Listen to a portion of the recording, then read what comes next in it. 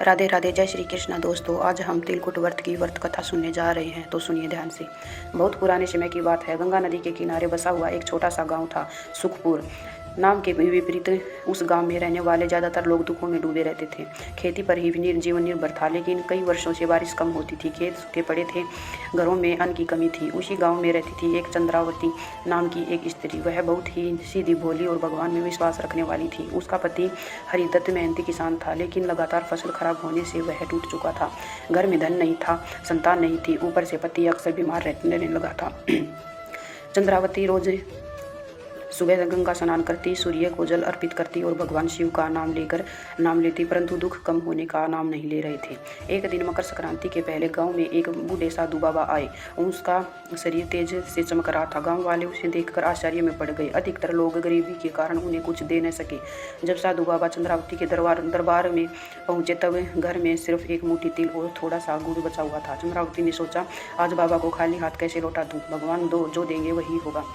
उसने उस तिल और गुड़ से छोटे छोटे तिलकुट बनाए और आदर से साधु बाबा को सौंप कर भोग लगा दिया। स्वयं वह भूखी सो गई। साधु बाबा बहुत प्रसन्न हुए। उन्होंने कहा, बेटी, तेरी श्रद्धा अमूल्य है।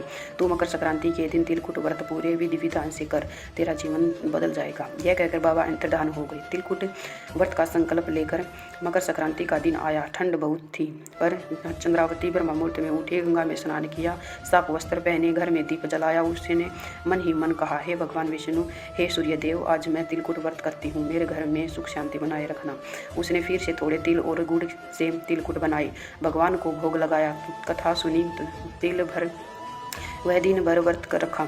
दोपहर में एक गरीब वृद्धा दरवाजे पर आई। चंद्रावती ने बिना सोचे वही तिलकुट उसे दान कर दिए। शाम को पति ने कहा, आज तुमने खुद कुछ नहीं खाया है। चंद्रावती मुस्कुराकर बोली, भगवान ने खा लिया, वही मेरे लिए बहुत है।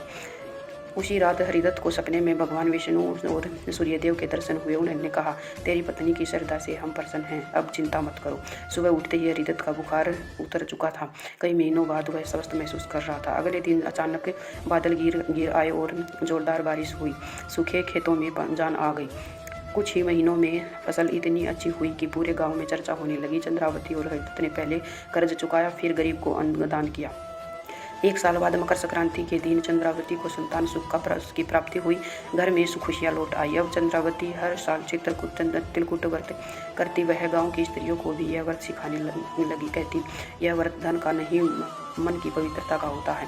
धीरे धीरे सुखपूर्वक गांव में तिलकुट व्रत परंपरा बन गया। हर घर में मकर संक्रांति के दिन तिलकुट और गुड़ के बने तिलकुट बनाने लोग दान करने लगे, कथा सुनते। कथा कहा जाता है कि उसी समय से उन गाँव में कभी अकाल भी नहीं पड़ा।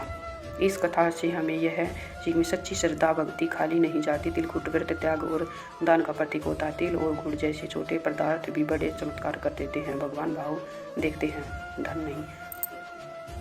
तिलकुट व्रत जो करे विधि सो, दुख दरिद्र जाए छिप सो। इसलिए कहा जाता है कि तिलकुट व्रत जो करे विधि सो, दुख दरिद्रता जाए छिप सो। जय विष्णु भगवान की, जय चंद्र।